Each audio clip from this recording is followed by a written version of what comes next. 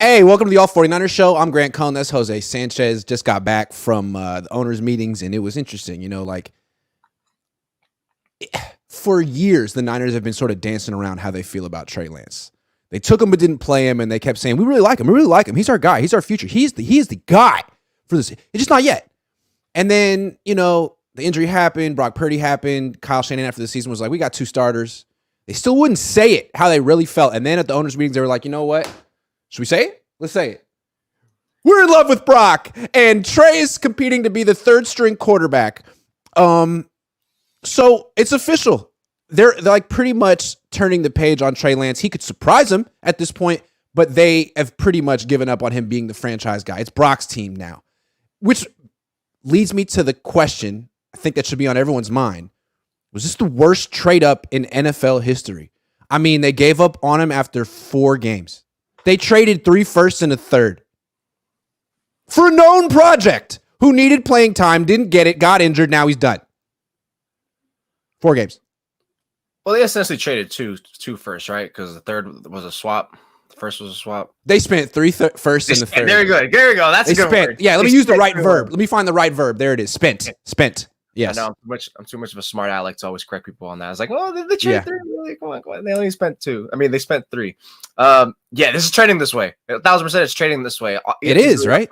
And I think I even brought this up on a previous show. It's like if it trends this way where it's Brock the whole season and Trey gets injured again, or he's really a failure, like who are we blaming this more of? Because again, I remember one time I was thinking about previous busts.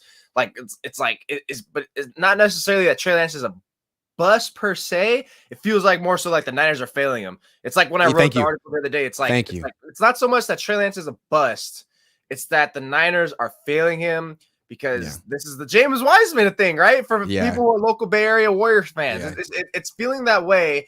And not to say thank God for injuries, but for Trey Lance, thank God Brock Purdy got hurt, and he's gonna have a chance to really look the part. Because let's be real, he's not gonna win it this offseason, right? It's just pretty much look the part. He can lose it more than he can win it. So the way the trajectory is going, if Purdy was healthy, there's no way in hell he's getting any looks. Right? There's no way in hell he's getting any looks. This is going to be the Brock Purdy show. I would think so. Yeah. I mean, that's what they said. That's what they essentially said. And the thing with James Wiseman, the parallels are uncanny. But even with Wiseman, he played 60 games for the Warriors. He started 27. And they didn't trade up for him. Like, the Niners made a bigger investment in Trey Lance. The investment in Trey Lance is dizzying.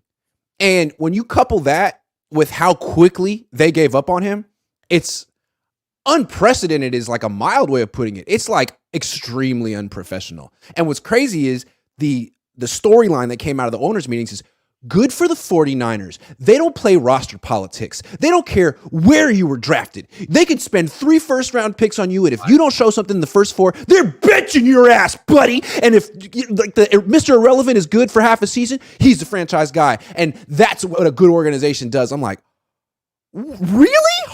This is a positive? This is the worst trade in NFL draft history. The other one was for Ricky Williams, where the Saints traded everything for him. He ended up being an excellent running back in the NFL. Just saying. Yeah, because if you're spending 3 firsts, you want this guy to not only be your corner. Just last week, 2 weeks ago, we talked about, is it a whiff on McGlinchey? Yeah, you spent a top 10 pick. One top 10 pick. It doesn't matter what position it is, but especially the fact that he's a tackle, you want him to be that cornerstone for years to come. And he was gone as soon as his rookie contract was up.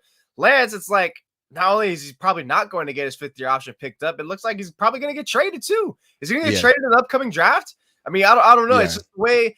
The one thing I will say, it's like, again, back to the Brock Purdy injury. He has a chance because depending on when Brock actually comes back, the ball is literally in his court. And again, it's a real right. Like if Lance starts week 1 and wins, like maybe he just keeps the job the way Brock kept it last year. So exactly, right. Exactly. That's what the 49ers are going with. This. I think ultimately the Niners. Again, the injury opens it up because I think that's the way Kyle and even John, too, especially Kyle, like opened it up like, dude, we don't know how his injury is going to be, and we're not going to like burn a bridge with Trey or nothing else, or even crown him like this because God forbid something comes up. Now he's gone longer, or he comes back and he's injured again. So I think ultimately that's why I would not foresee a Trey Lance trade because I don't think you want just someone familiar, just one quarterback behind prime Purdy, and that's Darnold. You want 3 quarterbacks familiar as much, even if they are just undressed. But again, they're putting Lance in a position where it's like, hey, man, have success immediately or you're out.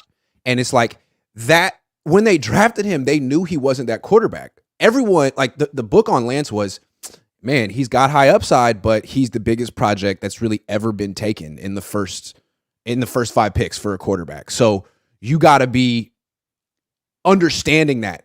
You got to have your eyes wide open when you draft this kid. And I thought when the Niners took him, everyone's like, oh, well, great. Like, that's an offensive genius. He understands. That's a great place. He can do this project. And the Niners acted like, no, he's not a project. He played under center. He did great on a cognitive test. He's going to start right away. And when he wasn't ready to start right away, they were like,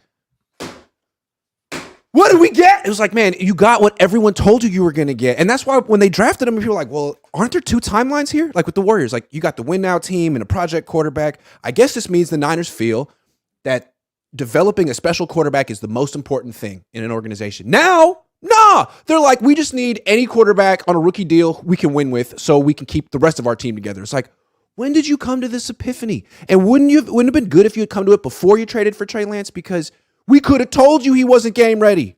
We could have told, and the whole world knew it, except for the 49ers, apparently. They came down to it as soon as Purdy started. And I think this is going to tie into the quarterback competition topic later a little bit as a sneak peek. It's basically like you get Purdy. It's like, why are we going to, at this point, invest in Lance? I get it. They spent all his picks, and now they're going to look stupid no matter what. They're going to try to spin it and be like, well, we found Purdy, so it kind of softens our cushion for failing, right? But in that sense, it's basically like we found Purdy. He looked instantly better than Garoppolo. He elevated our offense. He did want a playoff team. He won us 2 playoff games. I mean, I remember back in December, I wrote, and again, I'm back in the stream, wrote about Purdy has a chance to be a prominent figure. How? Lead him to wins in the playoffs, and playing great. And he did all of those. Great might be a little embellishing, but still, he played well. He played really good. And sure enough, now it's like, all right, this is the scenario that they're at. I mean, I think me and you even previewed it before the playoffs were even over. Is like, is this now Brock's team? And it's like, after that first swing in Seattle, I was like, yeah, it's gonna be damn near hard to really to supplant Purdy and put just Lance back on there. At the very least, it's gonna be a competition. Right. Their whole new story right now is that it doesn't matter if it works out with Lance or not, because all they needed is a quarterback on a rookie deal that they can win with. Right. That's their new story.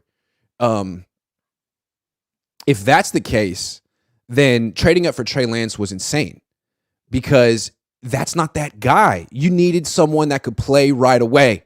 That's the whole thing. It's like they figured it out now, but Lance couldn't play right away. He was on a different timeline. He was a project. He was a long-term, trust the process kind of a guy. Like now the Niners are just looking for guys with low upsides who can play right away. So and Jed's standing there with a straight face being like, yeah, it's a really important position. I don't regret the trade. You got to make big investments. Like, this was never going to work out for Trey Lance. You were the worst place possible for him to get traded to.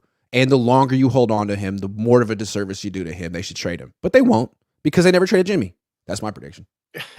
I think going back to the Wiseman comp, it's like you said, the Warriors, at least they give him like 27 starts, which what would that be the equivalent of in an NFL season? Like 4 or 5 games, something like that, 6 games, whatever.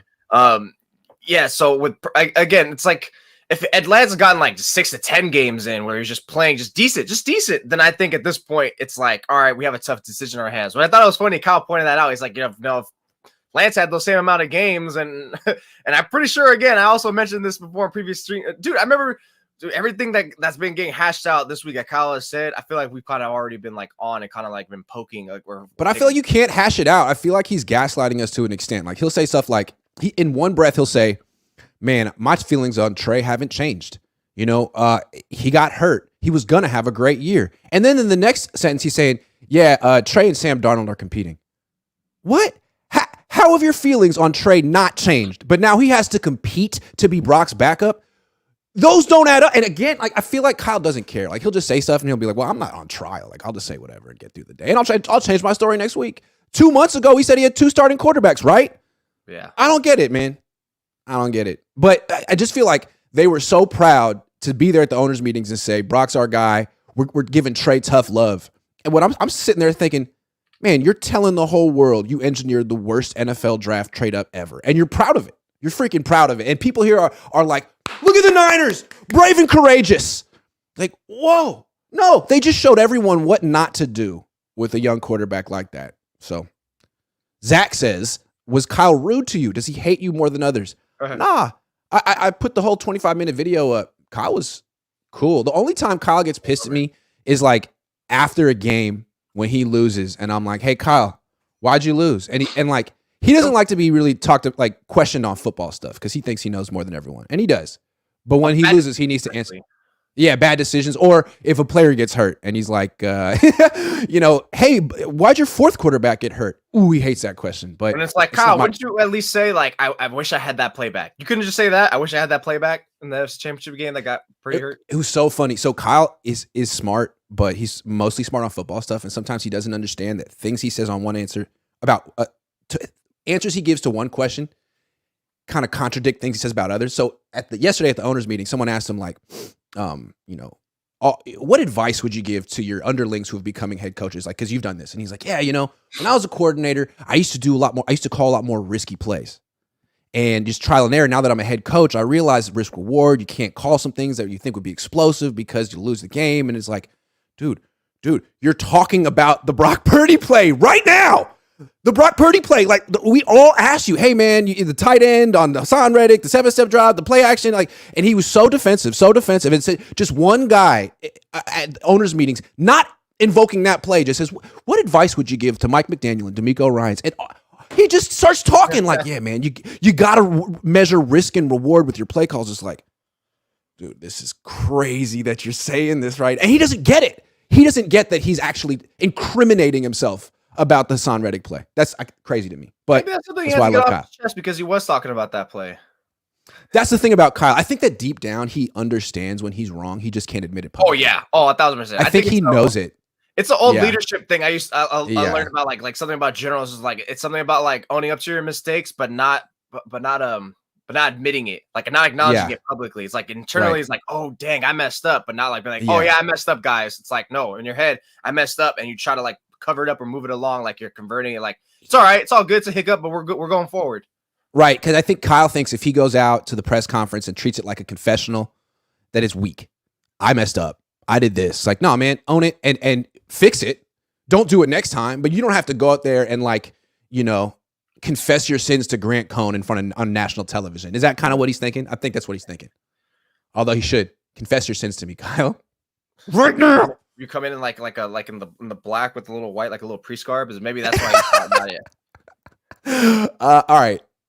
So terrible trade for Trey Lance. They acknowledged it. I mean, they've pretty much moved on, and Brock's their guy. So they spent 3 firsts and a third.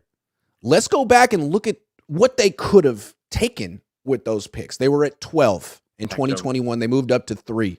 No, there's 3 players. So the Dallas Cowboys took Micah Parsons at 12. The Chargers took Rashawn Slater at 13. Jets took Elijah Vera Tucker at 14. He's really good too. And the New England Patriots took Mac Jones at 15. So the Niners could have had the 2 best edge rushers in the league. They could have had the 2 best offensive tackles in the league, or the best bookends. Or they could have had, mini Jimmy Garoppolo for the cheap. And that's just for starters. Let's go to 2022. They would have had the 29th pick in that draft. They could have taken Cole Strange, who's a starting guard for the Patriots. They could have taken Christian Watson, Breece Hall, Jalen Petrie. And then they would have had the 29th pick in this draft as well. Not to mention that whatever that late 3rd round comp was, they could have taken Michael Carter. They could have had Amon-Ra St. Brown with that 3rd round comp pick. Stud. So I'm saying Jed's over there being like, you know what? It was a worthwhile trade. It's an important position. You knew he was a project. You never let him play. If they hadn't done that trade, if they knew in 2021 that all they needed was Brock Purdy, a quarterback on a rookie deal who they could win with, and they could actually spend these picks on other positions, if they had Rashawn Slater and Cole Strange or Micah Parsons and Cole or whatever, would they have won the Super Bowl one of the last 2 years when they went to the NFC Championship game and came so close but lost? I think they would have they would have drafted Mac Jones off top then, because they were already adamant they were 2021, right? That they were going to be go for a quarterback. So I think it would have been Mac Jones if they just put. So basically, it's like, would they have wanted Mac Jones? He would have got hurt too. He probably would have got hurt, or he would have got hurt too. There would have been something weird with him. I mean, this year, especially the way he got all a little pouty and snapped back. But I wonder if it's because he had Matt Patricia as his offensive coordinator, which I don't blame him. I have a hot take. I don't think Mac Jones and Kyle Shanahan would have worked at all. No, just given the way this past season. Yeah, Kyle's whole thing is he's super critical, no filter. He gives it to you straight, and he does it for the quarterbacks, everyone the same. Mac Jones can't take that. They would not work. They would not have worked. I don't think they would have taken Mac Jones. So the Patriots. Yep. Like Brock Purdy can take it. Trey Lance can take it. Mac Jones can't. So I'm thinking, dude, they could have had Rashawn Slater, and they actually could have had an offensive line that could have kept Jimmy Garoppolo upright, or Brock Purdy. Rashawn Slater at right tackle with Trent Williams on the left. Man, that's a Super Bowl offensive line to me.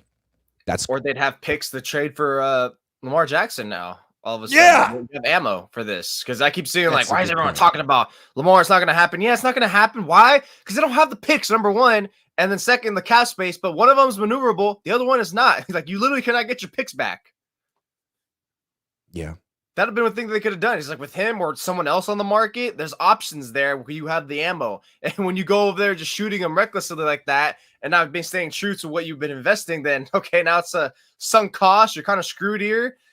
What do we do now? So again, this is why the last point, the Niners are lucky that they found Brock Purdy and that he was good, because if it was the initial I thought it was going to be when he came on looking like a typical third stringer, it would have been hell. Then all of a sudden we'd be hearing, I can't wait for Trey to get back there. It literally was the difference. That was the difference. I think there's a disconnect in the Niners organization. I feel like Kyle Shanahan keeps selling Jed York on I'm gonna get you a franchise quarterback, baby. I'm gonna get you a franchise quarterback, baby. Just wait. Be patient. It's year 7. And I think every owner would want a franchise quarterback. They're marketable. Bobbleheads, jerseys. I mean, they're the most marketable person in the franchise. And the Niners haven't had that guy. It's like a gap in wages. They could be making so much more money if they had that guy. And I think Kyle says stuff like, we just need a quarterback on a rookie deal we can win with. Jed says stuff like, to win a Super Bowl, you need a very good quarterback or one who's great. And I think, and he says we would really love to give one of these quarterbacks a massive extension one day.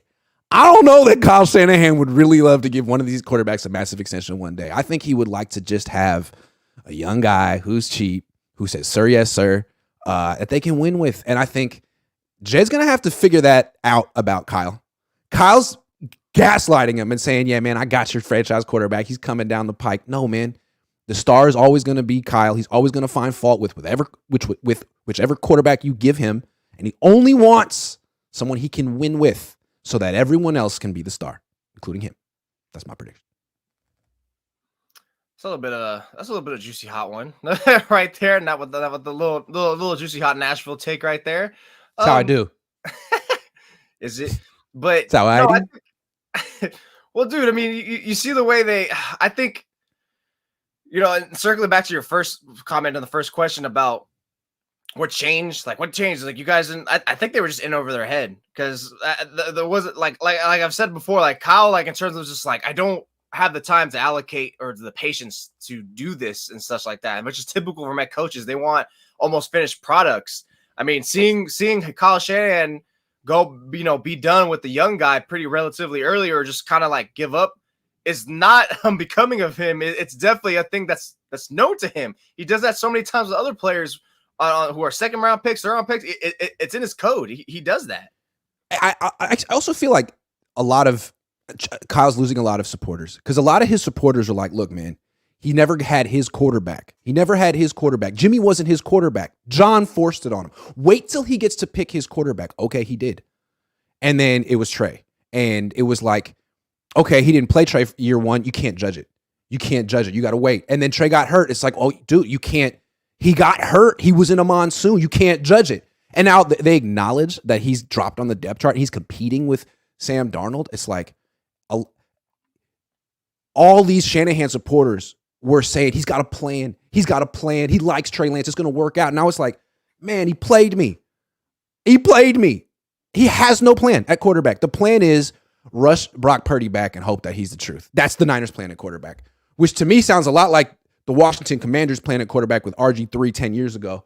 Oh man, this guy, we gotta have him. Oh, Robert, you gotta play. Oh, he's hurt again. Oh, we ruined his career. Oh well, we got Kirk Cousins. Speaking of Kirk Cousins,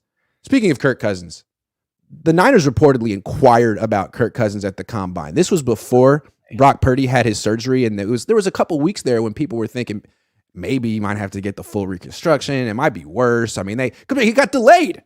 He went to get the surgery. There was too much inflammation. He had to come back later. Niners might have been sweating it. Apparently, we're sweating it, according to reports, and went up to the Vikings and were like, "What about Kirk Cousins?"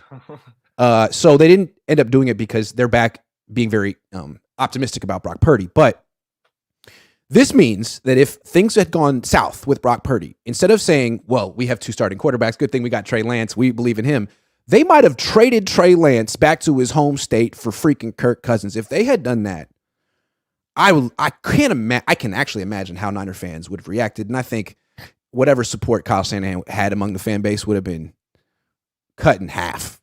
What do you think of this news? Kurt, captain.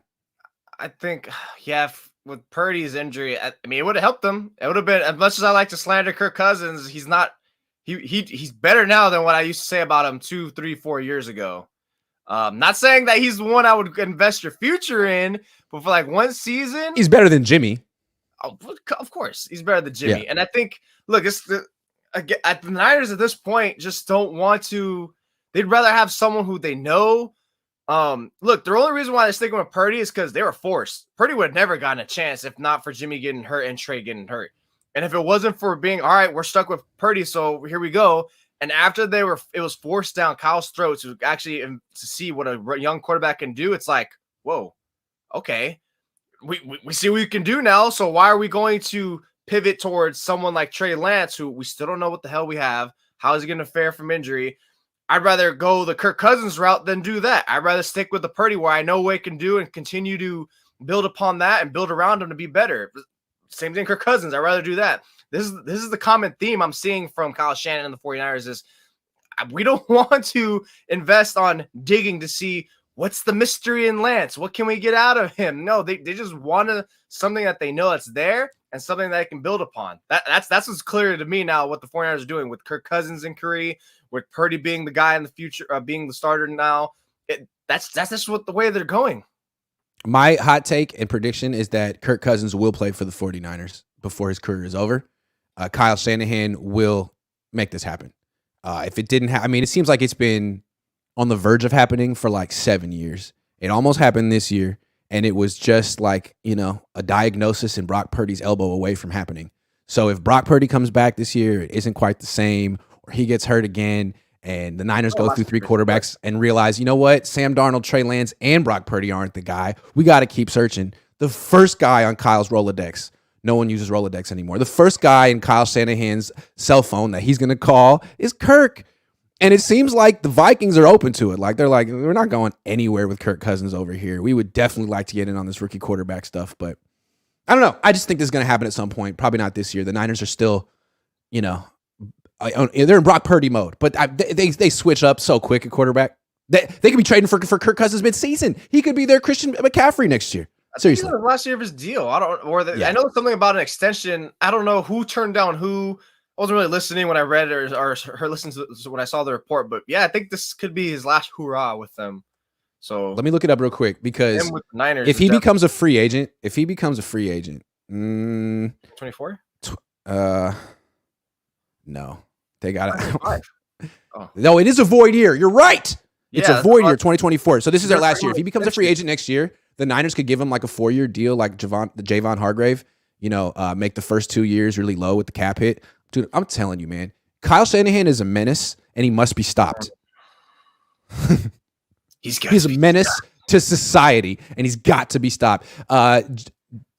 JCK510 says Kyle listens to Nickelback. Okay, so I just got back from Phoenix, took a bunch of Lyfts and Ubers, and one lady who was like 25 who picked me up had her Spotify playlist going and unironically had Nickelback on the playlist. Couldn't make it as a poor man stealing. Like, honestly, and she was like, bopping around to it. I was like, man, this is not California. It was crazy. This is how you remind me. That was a great song, though. So good. That song is kind of cool.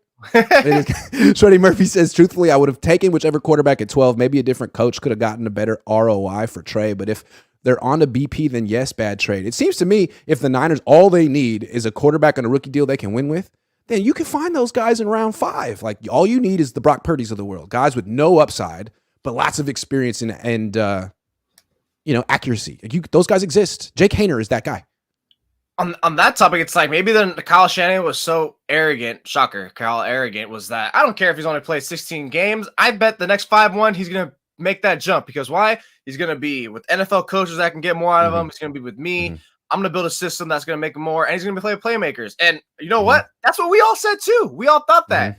And again, he hasn't really had a chance to show. There's been 3-4 games, which some to like, some to love, but it's hard to formulate an opinion. That's why I always say he's a mystery, and that's why I think the Niners is like, well. Am I going with the mystery or go with someone I know and something I can keep growing? Yesterday, someone asked Kyle Shanahan, why is it so hard to scout quarterbacks? And he was like, well, in college, like they can really spread it out and go fast and get the ball out quick. But in the NFL, you're going to have to throw from the pocket eventually, and that takes reps. I'm like, dude, you drafted Trey Lance.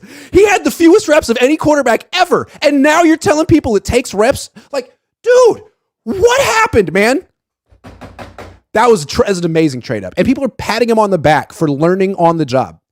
He's so brave. I think your scouting on Kyle Shanahan scouting a year ago has been so on the money about it's like TDP.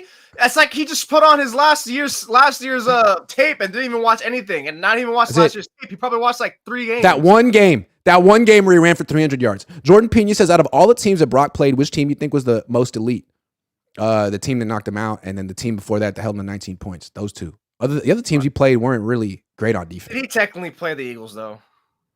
Did he technically get to play them? He stepped on the field. He got knocked out. I don't know. It's like, if a UFC guy gets knocked out in the first 7 seconds of a fight, did he technically fight? I mean, yeah, he got knocked out. Yeah, all right, fine. Because you said it that way. You know. Yeah, keep your guard up, baby. Keep your hands up. Merkin says, wouldn't it be crazy if the schedule comes out in the first couple of games are the hardest stretch of the season? I mean, I wouldn't be surprised. I think the Niners I think they often request, can we please start on the road because we don't want those hot games at home. So they could open up in Philly and have the second game in Pittsburgh because they also ask, if we have games on the East Coast, can we get them back to back?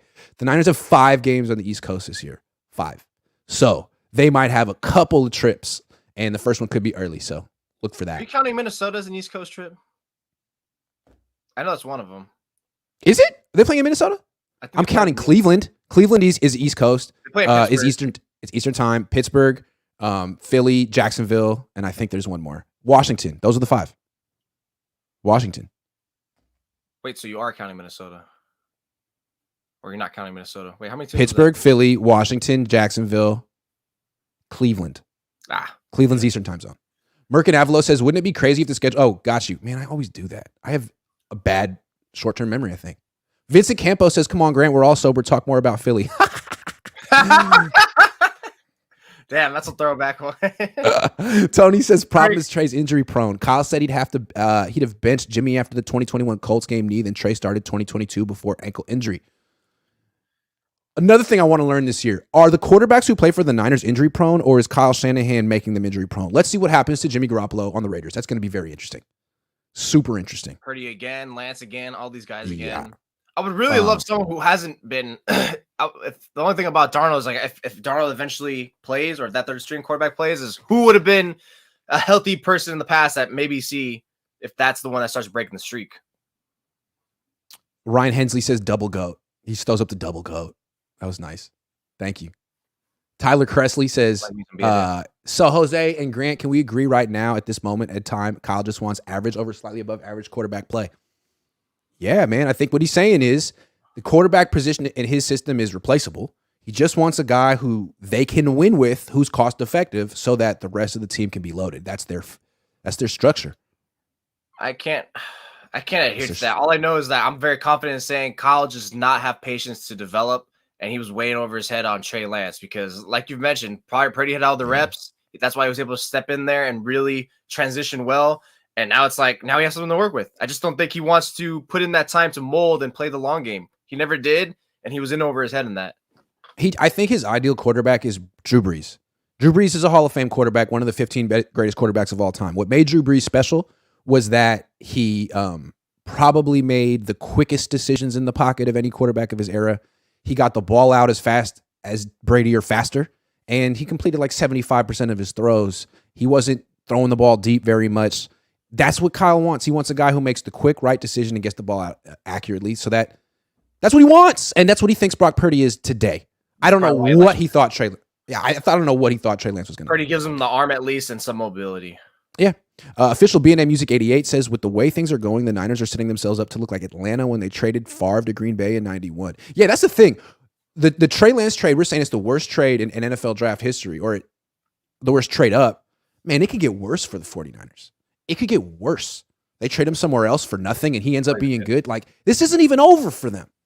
And they're smiling like they're over there doing the right thing. Like, all right, well, hopefully Brock Purdy's what they think he is. If he is, then it doesn't matter. How much of a project is Trey? Asked Chris Telerico. He didn't look that bad to me. It also doesn't matter who they used the first on because Kyle wouldn't have played him. That's a really good point, man.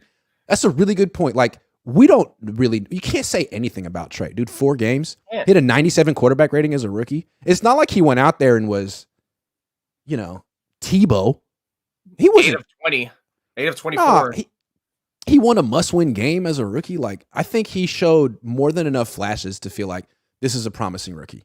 But again, I've never heard of a first-round quarterback getting jettisoned from his job or his organization after 4 starts. Like, Blaine Gabbert got 25. Jamarcus Russell got 20 plus. Ryan Leaf got 20 plus.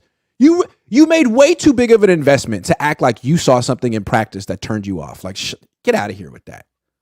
Official BNA Music 88 says Darnold won't get hurt. He'll catch clap. Dude. Okay. Trey Lance, Sam Darnold competing to be Brock Purdy's backup. What an honor that is. What do you make of this competition?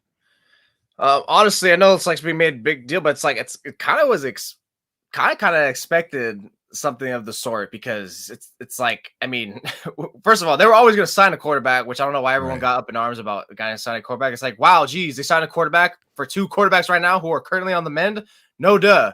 But in terms of competition, I mean, at least verbally, you have to make it out there. Probably in his head, he still thinks it's Trey, but verbally, that's put it out there. Competition. And also to get Darnold to sign here, Darnold would ask, would I get any first team reps in the offseason? No. Sign here. That's why you also put the contract there. I think, first of all, I think the incentives in his contract isn't so much that he's going to beat out Trey or Brock or whoever. It's so much that, like, we don't know if these guys can stay healthy. We have very little faith in Trey, and who knows about Brock. So yes, we need someone who's been up there, familiar. McCaffrey and Wilkes probably convinced them to. Yada yada yada. So that's the point. But yeah, I think at this point you need to dangle something out there in Trey, because what was the difference between his first offseason versus second, right? Is that it was a competition, and all of a sudden his first 5 to 8 to 9 training camp practices that he had his rookie year were so much better than any stretch he had last year. Like, yeah, even when I came after the first 10 practices, I'm like, Trey's pretty damn solid. He had flashes, whereas the last year I went, it was like, well, he was playing against the backup defense his first year and throwing to Trent Sherfield. You know what I'm saying? Yeah, that's fair. But he also was playing with backup supporting cast. It's true. Well. That's why I was encouraged. But all of a sudden, when he was going up against Fred Warner and Talanoa, is a whole different story. Yeah, it's a different story. And D'Amico's probably actually calling like a real defense against him and everything. Like, trying. I mean, no one was open. Like, you had Travarius Ward and Emmanuel Mosley like clamping up. Like, the only one who would get open sometimes was Aiyuk, and no one else was open. Debo wasn't out there. Kittle wasn't out there. It was rough. It was rough. Really rough way to bring him up. That's another point that goes to the feeling of bringing him up, right? But yeah, I think at this point, by putting in competition, it increases the quality of reps. Why is that increasing the quality of reps? Doesn't he need more reps, right? Well, yeah, but it's like, even though they're taking away like 10 reps of his first teams, at least the other ones he's going to get, it's a high pressured way to ideally, in their heads, I would think, is to expedite his ascension, his development, where it's like, we need you to be more crisp on these. You can't take these for granted. It's almost like, don't take these for granted. This is a precious moment. We're going to put Darnold in here, not only so he can get up to speed, but also to light a fire on your behind. And hopefully you get it right. Because again, really quality reps is all that matters for me with Trey. That's why at this point, the offseason is zilch to me. This is all a standard. The actual games that's coming up, that's going to be the real reps that's going to define him. Until then, he just can't lose it. The way I look at this though is it's a tough situation for Trey. Like again with Trey, if you're judging him in practice against quarterbacks with more experience than him, he's not going to look as good. Like you're going to have the spreadsheet and people like him saying Sam Darnold completed 7% more of his throws today. Like, yeah, man, it's basketball on grass. It's practice. There's no pass rush. Sam has played a lot more football than Trey. This is a competition that Trey could lose. But that doesn't mean that Sam Darnold will be better in games over a long stretch than Trey. Like the whole thing with Purdy was he showed what he could do in games. The Niners saw him in practice and were intrigued. And they kept him over Nate Sudfeld, who's awful. But it wasn't until he played this long stretch of games, they're like, oh, okay, this guy's a freaking gamer. They don't know what the hell Trey Lance is. We know what Sam Darnold, we've seen him play 50 games in the NFL. He is a head case. He sees ghosts on the field. So instead of trying to rehabilitate that head case, man, just stick with Trey, who you're actually invested in. But no, so now what the Niners have is their starting quarterback's going to get no reps this offseason. He'll have no preparation. And then the two backups will have split reps. So no one is actually going to be prepared to start this year. None of the quarterbacks will be fully prepared to start. And so that means the Niners are probably going to get the number 1 seed and start fast. I'm thinking. I think also the reason why they bring a quarterback competition is because I think the Niners want a side-by-side comparison. Like having a side-by-side comparison where it's like, you're going for a car, you're going for shoes, whatever, like whether you put them on and get a test run, whatever, that matters. And I think the Niners realized that last year when it's like, okay, we're 10 games in, we're 7-3 with Jimmy. The offense is whatever with him. Then all of a sudden Jimmy gets knocked out and then Purdy plays for, the 6 to 7 games he gets. And it's like, we have a side-by-side. One guy gave us an extra 6 points per game and went unbeaten. And it's like, oh my God, this is what it looks like. So I think that's what made Purdy emphasized higher than what he is. Hence why he's penciled as number 1. The same thing why Garoppolo in 2017 was already given that anchor and that extension is because the side-by-side. We had Beathard, we had all these guys. All of a sudden we got Jimmy. This is what it looks like. The side-by-side. We're comparing Jimmy to our true backups. So I think when we all get that little side-by-side, I think that's what Kyle wants with Trey versus Sam Darnold is where's Trey at in terms of coming back from his injury? Is there any rust? Is there anything he's possibly better at? Let's see what it looks like compared to Sam Darnold. I think that's what he wants to see. Like, let's see how it really, because last year he didn't really have a comparison. What was he to Nate Sudfeld? I'm pretty sure he looked better on almost every rep. So at least with Darnold, it's like, okay, we know someone who started before. Like you said, he should look better he should look better in practice. Right. It's like, okay, we know he's not that great, but Trey, we need you to beat him. You should be able to beat him. He should be able to beat him. I understand it's more advantageous for Sam to look better in practice, but I'm not going to bet against Trey. I think Trey will cook this guy. So I think by that side-by-side, it's like it's almost like Sam's the floor. And it's like anything better, Trey, we're good. And then from there on, get us to the game. So then show us what you can do if you've gotten better. Yeah, but I'm just afraid that Kyle's going to watch these guys in practice and think that Darnold's better because of practice and then get him and start Darnold week 1 and then have to have the grim realization that, oh, Sam Darnold still sucks. Oh, it's a real game. Oh, he's still seeing ghosts in the pocket. Oh, he's still a head case. Like, yeah, you probably should have just rolled with Trey Lance. Mm-hmm. That's what I think is going to happen. And it's like, why do you think you can judge these guys in practice? Like your track record, Kyle, is awful. It's so bad. Why don't you just let it play out? But it's like, for example, I think the Niners don't want to trade Trey Lance because they're afraid. They think he might turn out great. They don't know how, or they can't get him there. But they look at Jalen Hurts and they're like, well, damn, if Jalen Hurts did it, Trey could do it. So maybe he's got to hold on and see if he can be better than Darnold. But there's a difference in how the Eagles handled him with how the Niners handled Lance. Like when the Eagles decided it was Hurts' turn, they got rid of Wentz and they brought in a backup who was not competing with freaking Hurts. It was Minshew. It's not like they were like, okay, Hurts is our guy, but we're going to keep Wentz and Hurts and Minshew are competing to be Wentz's backup. Like, no, that's stupid. They didn't do it because it's stupid. And drink, because I mentioned the Eagles. They tend to do things a little bit better than the Niners right now. So I'm just saying, like, they set him up. They set the whole process up for failure. And this is like the latest episode of it. Sees episode 10, the misdevelopment of Trey Lance. He's competing with Sam Darnold, who's probably going to beat him out. Yeah, that's fair. Trusting if Kyle's actually going to evaluate it accurately or even fairly or justly or whatever. But I think that's the way we're both looking at it differently. Is like I don't blame you for distrusting Kyle. I can't say anything about trustworthy, but I'm hoping and putting faith in that. I think Lance will look better than Darnold. Even Here's what's going to happen. Darnold's going to get his reps with the first team. He's just going to throw to Kittle every time. Kittle. Kittle's going to come out after practice and be like, man, Sam Darnold's great. He's so good. He really like him. He fits in, and we're going to take him to Cabo. That's what I think is going to happen. He's going to win over the Cabo clique in ways that Trey Lance never, ever can. He's a little bit older. Sam, he's a little bit closer in age to them. They're going to love him. You're going to start hearing George Kittle, Kyle Juszczyk rave about Sam Darnold mid preseason. I'm calling it right now. March 29th, Juszczyk and Kittle going to love Sam Darnold. I don't know why. I don't know what it is. I can't disagree because I definitely could see that. You know who's going to keep it real, though? Brandon Aiyuk. He'll keep it real. B.N.O. Harris says, would it be crazy if Lance ends up winning the Niners a Super Bowl comeback player of the year? Life's and ask for a trade. That'd be hilarious. No, I don't think he's. I wonder how. Do you think he's mad at the Niners, or do you think he's thinking, Brock's hurt. They can say what they want. Brock's hurt. My competition is Sam Darnold. I'm going to prove myself right now. I don't know. Yeah, I don't think he's mad. I think he's the same man. I can't see him getting mad. I think he's too much of a I love competition guy, and he's going to own it. He's like, oh, I got this. I think that's his mentality. That's beautiful. He's responded perfectly to everything that the Niners have been treating him. Sam and trying Darnold. to bring him up. Yeah, I'm happy to do this.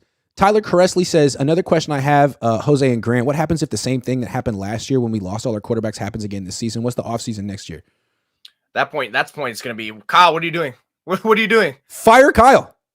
At a certain point, like Kyle and John, they can talk about what a great team they've built. But if you can't figure out the quarterback position, you haven't built a contender. You haven't. The quarterback position is everything. So if they're in year 8 and they still have no plan at quarterback and they're flailing, at a certain point, you got to look at them as fool's gold. Fool's gold. Kind of like those teams in the NBA that like are first seeds, but just never win the championship because in the playoffs they're not built for it. You know what I mean? Not every year, but what's going to happen is those two players, Purdy and Lance, and if Darnold gets injured too, is going to be like, oh, they're injury prone. It's not us. They're injury prone. Yeah. Not us. Well, again, if Jimmy Garoppolo goes and plays 17 games for the Raiders, the Niners look bad. Real bad. Scott Hill says, hey, Grant, Brian Greasy will get the best out of both quarterbacks. Trey will shine. I'm curious, what does Brian Greasy do? Like, he did great with Brock Purdy, but Brock Purdy, like, was developed. Like, I feel like Brian Greasy's more, the mentality of being a professional quarterback. Let me help you with the pressures and the stresses of it, which is great. But is he, like, doing mechanics and stuff? I never saw that. I don't know. Okay, next topic. That's what Kyle said. That's why he brought him in. Do you think the Niners are jumping the gun with Brock Purdy like they did with Jimmy Garoppolo in 2017? Real quick. Kyle's trying to act like, we're being open-minded here. Brock's been great, but it's early.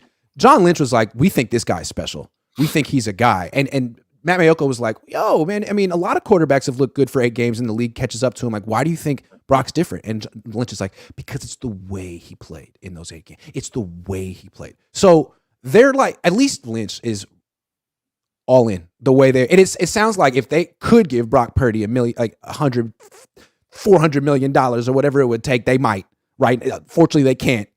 What do you think of that? I think I wouldn't say jumping the gun yet, because again, the difference between what Jimmy did versus what Brock did is one was on a playoff team, the other one was on a very, very, very, very dumpster fire team against porous opponents. And the difference between the two is like night and day. I mean, the fact that and Purdy was a rookie. He was a rookie who took no reps, no live team reps like that. So you're going into the situation where you barely have any synchronization. You're not getting the reps. You went out there with the weight of a playoff team, and you reeled off this many wins. But most of all, you actually factored into those wins and played well and uplifted the offense. So that's why it's like I don't think it's the same thing in that sense. The only correlation is like limited sample size. And then he's taken over. And I do agree. Like, I think he probably will end up getting figured out next year because number one, there's tape on him right now. There's a whole offseason people are going to figure out. Number two, he's not getting better. He's not spending this offseason to get better. He's spending this offseason to get back to where he was. So all the same miscues, all the same flaws that people are going to spot in those 8 games that he played, they're going to probably most likely come to light, and people are going to key in on that. So that's why I have also him. I wrote last month about players who could probably find themselves on a downward slope this upcoming year. I have Purdy as one of them because of that exact same reason. He's not going to be able to improve himself, and people are going to know what to look for because all this is going to be the men. Plus, is he even going to be close to that? That's still the thing to be seen with his elbow. So I think in that sense, the Niners are jumping the gun because now the guy's injured, and you guys are crowning a guy who's injured. Yeah, we've been down this route before when you're still continuously trying to hammer the door for a guy who's been injured with Jimmy. So that's the similarities I see in this sense. Not so much to 2017, but in that sense, remaining committed to a guy who's injured. But I guess in this sense, they're hoping, it's a fluke, or worse comes to worse. That's why we have Trey and Darnold to hopefully get us over. I feel like John and Kyle think of the quarterback position differently. I think John is all in with Brock. The way he talked, like the way he played, he's special. Like Kyle is much more like, I think he's like, I don't really care who my quarterback is, honestly. You know what I'm saying? Like, they're totally replaceable. If Brock can do it, then Sam can do it. I think that's his attitude. If Brock can do it, then freaking Sam can do it. And if Trey can't do it, then he's trash. I think that's the way Kyle Shanahan looks at it. I think John's the one who's hot and heavy to like declare a guy a special guy. I don't know why, but it's like they want to project. They want to say, oh, we've seen it. And they keep doing it. It was like, we saw 5 games of Jimmy Garoppolo. We're so smart and perceptive. We can see the future. We saw 1 season of Trey Lance at North Dakota State. We're so smart and perceptive. We can see the future. We saw 8 games of Brock Purdy. It's like, guys, you keep making the same mistake. Like, you don't have to project the future. You can just let it play out. In retrospect, with Jimmy, they could have franchise tagged him. If they had done that, just for the sake of let's buy some time and some evidence. Buy time, evidence, all that. So we don't have to make a decision based on a projection, based off very little evidence. They didn't do that. They never do that. So that's a problem. I can't predict the future. Neither can they. Not off a limited sample size. I'd get a case if you're like, okay, we have all this data. It's enough. It's like, okay, he played 3 years. Like, I get you. I see I see where your heart's at. And if you fail, it'd be like, okay, it makes sense. But on a limited sample size, like I have people in my family who's just like, oh, I saw something 1 or twice. So I think that's what I'm like, what? Come on. Yeah, exactly. I'm personally, I'm always like someone who I need like adequate data amounts. That's why I was like, if it wasn't for this field, I was going to be a statistics major. I love the numbers and just like law of large numbers, just like getting all that probability at. Maybe that's why I like craps. But I'd say, but they do the same thing, not even just with those players you mentioned, Jimmy, Brock, Trey. They do that with youngsters on the defense. It's like, oh, Samuel Womack, 1 bad stretch against the Bears. Pull him. Jimmy, get back in there. Ward. Yeah. It's like, what? Yeah. So why does one bad thing define these players? Why does one good stretch, one good or bad, like 5-game stretch for Jimmy Garoppolo gets him a 7-year, like a 6-year tenure with the 49ers, like all based off that one stretch, which is like, imagine if I was a baseball manager. Yeah.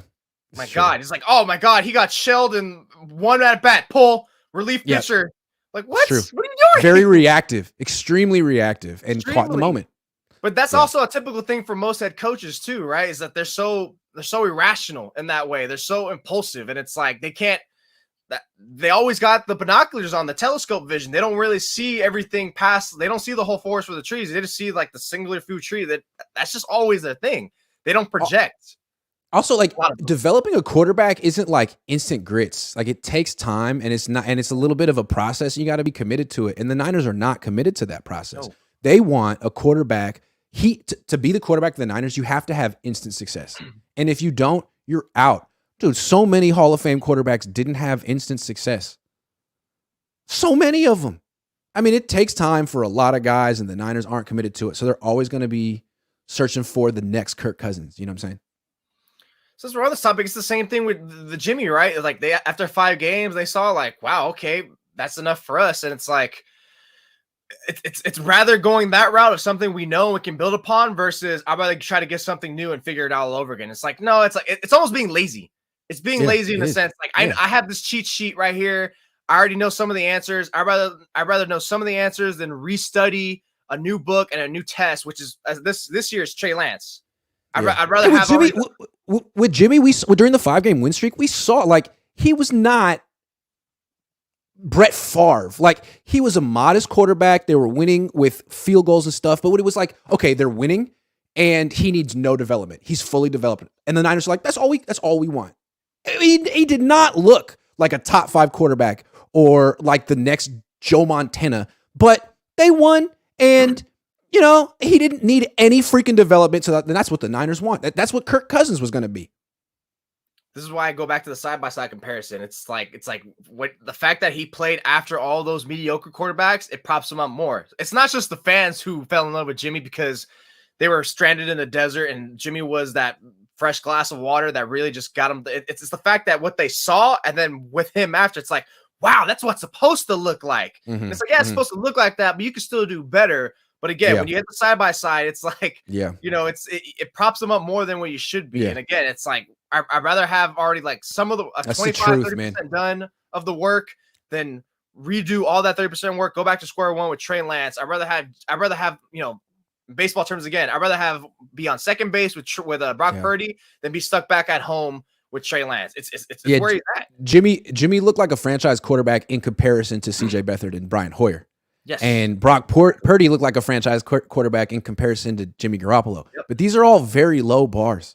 You know what I'm saying? What it is. Yep. And it's like, well, then Trey Lance, what does that make Trey Lance? It makes Trey Lance a project that we all knew. And he was never going to be setting the world on fire right away. And if you thought he would, then you're so stupid for drafting him.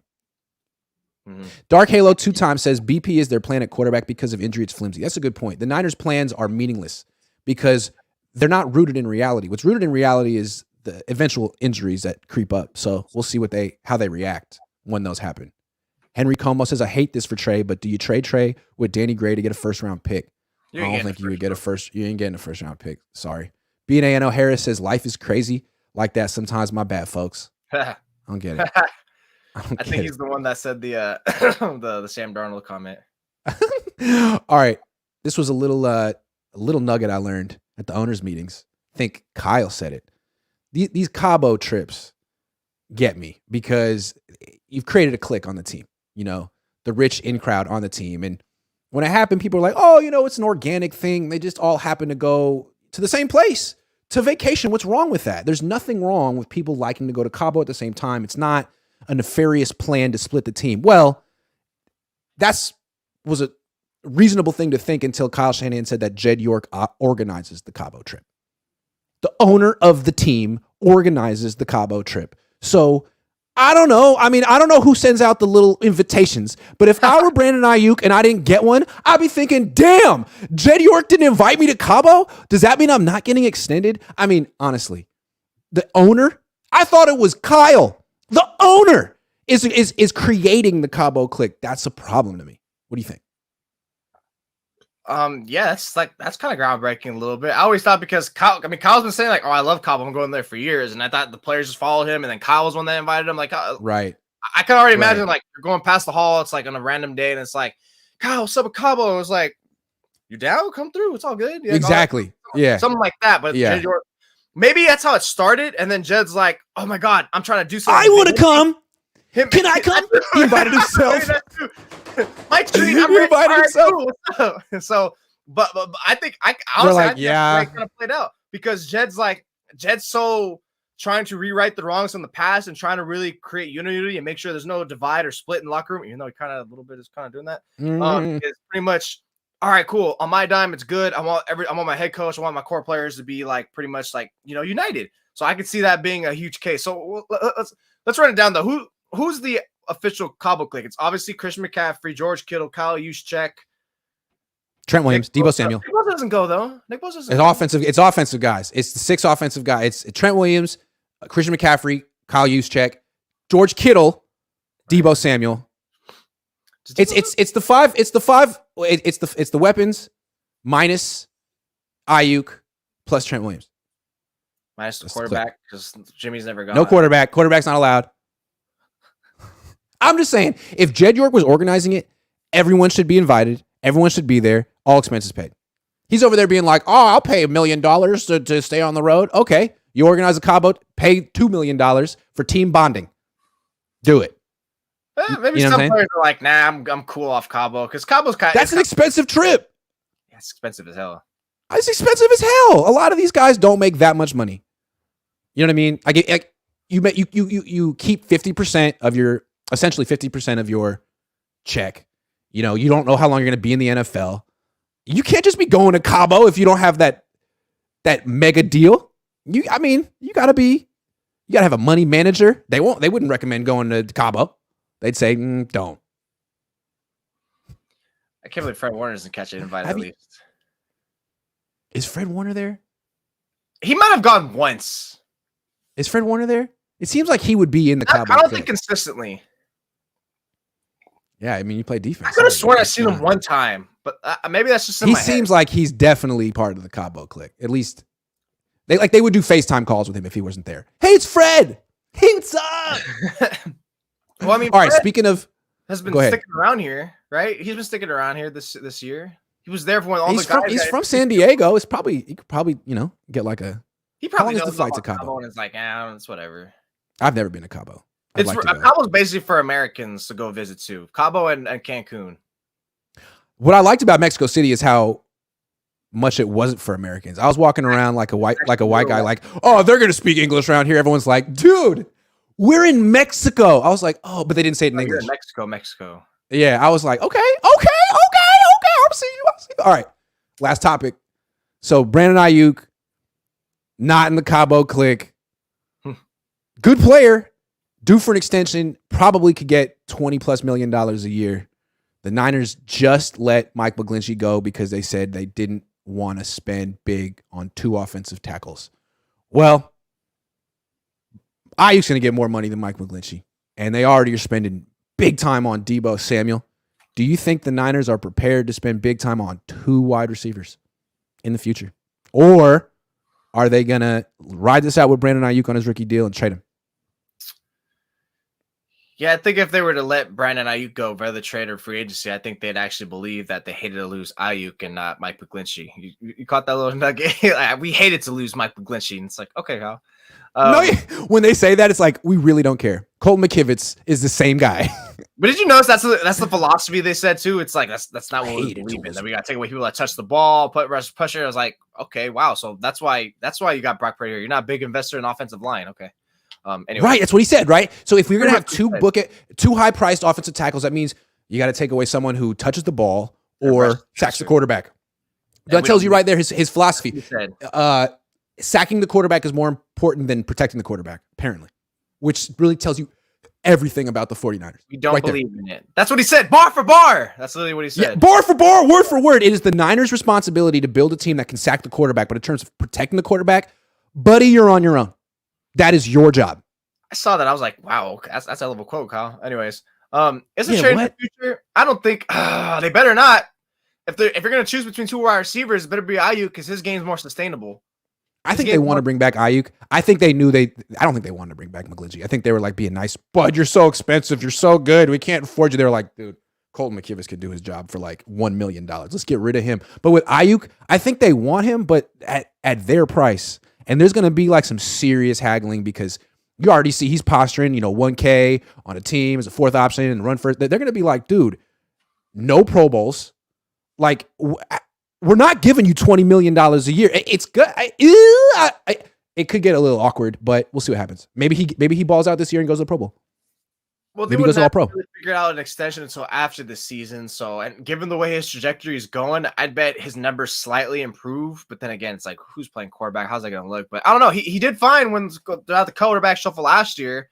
So I could see his numbers tiptoeing higher. But Kyle controls that, right? Like he can only do so much. You got to call his number. And I mean, like the thing with Aiyuk is they never go to him in critical moments. He doesn't have a signature play in his career other than hurdling that defender in a game that didn't matter. And that's not his fault. It's not like they go to him when it matters and he drops the ball. It's just Kyle goes to other guys. Yeah, his best game was against the Raiders, and then Kyle kind of poo-pooed. Yeah, on those gotta have it plays is Kittle and Jennings, man, or McCaffrey. This is why I think when we're same thing with like Trey and like how the status is with Trey. It's like, damn, how did everything change after one season? It's like things change very fast and drastic in the NFL. So I think after the season, we could see things change where we're going to see the value and the importance of Aiyuk increases. And I think at that point, it's going to be like, wow, his is more sustainable. I'm expecting another, whatever season from Deebo Samuel is going to have, again, the five highlight plays that are literally just his 5 of the year, where he's just a threat again, because I don't think he's worth a damn as an actual wide receiver. And I think that's where it's going to be like, wow, the impact of Aiyuk is actually a thing. And whose contract's coming up around there? Maybe who are older players that are coming up in the core? Kittle, would they get rid of Kittle? I can't see that. But that's someone to put on the table. I just think if it's really a thing, like you can't hold on to 2 receivers, you gotta get rid of Debo, because Debo's game is gonna, even if you want to keep doing it this way, his game is gonna be like, dead in the water in the next 2 to 3 years, where Aiyuk stays up for like another 8. He's got route running. That's something that's sustainable even if you lose speed. Yeah. Well, look, I think a better way to build a roster is to invest in offensive line and quarterback. Kyle's the opposite. He doesn't want to invest in quarterback, offensive line. He wants to invest in running backs and wide receivers and tight ends. Okay, well, if that's what you want to do, then Brandon Aiyuk is consistent. He hasn't missed a game in 2 years. It's interesting. Like, is Kyle going to try to suppress his market value by, not calling his number in the red zone? You can do little stuff like that. Or will Kyle Shanahan get him paid? I mean, he got Brandon Aiyuk paid. He got Debo Samuel paid. Like, next year, what if Brandon Aiyuk has an all-pro year and then waltzes into the negotiation with Prague? Like, what are you going to say now, bud? That could happen. And in which case, Brandon Aiyuk might give a little hat tip to Kyle Shanahan for setting him up, because Kyle Shanahan has gotten a lot of guys paid. Like, why did Debo and Kittle go to Cabo? Because why can they afford to go to Cabo? Because of Kyle. Right? Would they be rich without Kyle? I don't know. George Kittle? Because Debo's more of a Debo? specialist in terms of fit. Yeah, Kittle was a 5th round pick too. I mean, would he even gotten the opportunities? I don't know. No. I don't know. But it's funny when you think about these 2 things. Number one, Brian Ayuk's probably the 3rd best. No, he is the 3rd best wide receiver in that draft class he was in. And imagine that it was like CD, Judy, and then the guy who's in jail now. T. Higgins. Oh no, but T. Higgins, he was pretty good. But he got picked after Aiyuk. Yeah, he got picked after. Okay, you're right. Yeah, maybe. I think at this point, maybe Jalen Reagor. Probably better. Jalen Reagor, Justin Jefferson. Jalen Reagor, I think it was picked before him. So was Justin Jefferson. The Eagles took Jalen Reagor. But and then you think of that. Okay, so Aiyuk's 3rd or 4th best receiver in that draft after T. Higgins. Then you think of it, and it's like, wow. The second point is the Niners. Aiyuk's their 2nd best 1st round pick that they taken. Nick Bosa, duh. Okay, easy to do. Aiyuk 2nd, because after this, okay, you're whiffing on Trey so far. Mm-hmm. Michael Lynchy was whiffed. Kinlaw, yeah, he's probably gone after this year. Who else did they Solomon pick? Thomas. Thomas and Reuben Foster. How'd that turn out? It's been terrible. These guys suck in the 1st round. Yeah. No wonder they just give away all their 1st round picks now. It's like, you know what? We can't. We're terrible at this. Just start trading down. Every year. Just do that. Or just trade your picks for proven players. So if that's the case, is it an ownership issue? The Cabo clicks, asked Tyler Cressley. It seems like it. It seems like Jed has created this family of inner circle. I feel like Kyle and John make Jed feel cool. Like, Jed's never been cool in his life. You know what I'm saying? He's not. Even when in school, he probably was the rich kid who wasn't cool. Now, like, John and Kyle like invite him to stuff, and they like let him. And Jed's like, "Hey, are we going to Cabo? Hey, you guys want to go out to dinner?" And they're like, "Yeah, we could do that." Yeah, it's fine. Remember he had that dinner party a few years ago, and Jed was like tweeting about it, and they were like, "Yeah, can you not tell people we're at your house, man?" Like, he's probably put it on the Niners company card too, because it's like, all right, the way you say he feels cool. I think he also likes that he's making the Niners feel rich, because even though they're not winning Super Bowls, they've been to one. They're hella marketable because they keep winning. So it's like the Niners are printing cash right now. They're printing. So it's like, okay, Niners company card. It's easy. What's $1 million? I mean, you guys earned me like $100 million when you're winning games, all this stuff. So it's like, it's nothing to him. Business expense, chip bonding. Hey, if that's the case, then invite all the players and pay for it. Manny Fresh says, "I missed Papa Cohn yesterday. Need it twice a week." That's the thing about Papa Cohn, though. You can't miss it. He's only once a week. Madness the Menace says, "If Trey starts and stays," I like when people capitalize the first letter of every word in the sentence, because that lets you know that they're not messing around. I'm gonna read it with the emphasis that he wrote it. "If Trey starts and stays healthy, he could possibly make BA look good, and he could get paid, because I could see BA as a deep threat, just like Danny Gray." I agree. How do you feel about that? You're saying it like you put it in all caps. That's true. How would you do it? Headline. It's true. I know it's true. You wrote like a headline. You're right. That's why I think As a deep threat, I don't know about I deep wonder threat. if BA, like how he feels about the whole quarterback thing, how he feels about the Niners acting like Brock Purdy is a savior and Trey Lance is a disappointment. Like, I'd love to know, because he just keeps his mouth shut. George Kittle's over there being like, Brock Purdy's great, Trey Lance, like Brandon Ayuk's just sitting there like. So I'd love to know. I really would love to see, and I don't know if it's gonna happen. I'd probably bet against it that Trey, if he does make it the regular season a starter and plays like the first 4 games and plays really well, plays really damn well. And I was like, wow, see what happens is if George Kittle and all those other guys have anything nice to say about him. Like not just the typical like, oh, great game, hell of a game by Trey, but like if they actually just gloat about it and they actually just prop him up higher than what it is supposed to be, like they did for other people. That's why I think it gets interesting. What happens if he does get those 4 games and more and plays great? I would love to see that. Official BNA Music 88 says Jed paying for friends, shaking my damn head. Come on, bro, pay for booty like a real adult. Here on the All49ers show, we do not condone tricking, okay? Because it ain't tricking if you got it, but none of us got it like that, okay? So, no tricking. Pay for friends. That's wild. Hey, can I come? Do you remember? I have an older brother. He's 12 years older than me. So he was in college when I was 6. So on the weekends, I was always trying to make plans, but sometimes I would invite myself over to friends' house. I was that desperate. Hey, man, what are you doing? You want to hang out? Can I come over? They'd be like, get that one on. It's like, man, I grew out of that, thankfully, by about 10. Jed's still doing it. Hey, we going to Cabo? You want to go to Cabo? You buy it? You buy? No. Yeah, I guess. That's fine. Anyway, thanks for watching. I'm going to be back in 23 minutes with Rob Stats Guerrero. It's going to be simulcasted on his channel, my channel. So if you want more Niners talk, we're here, baby. Yeah, it's a new feature. Check it out. I think it's lit. Good show. See you later.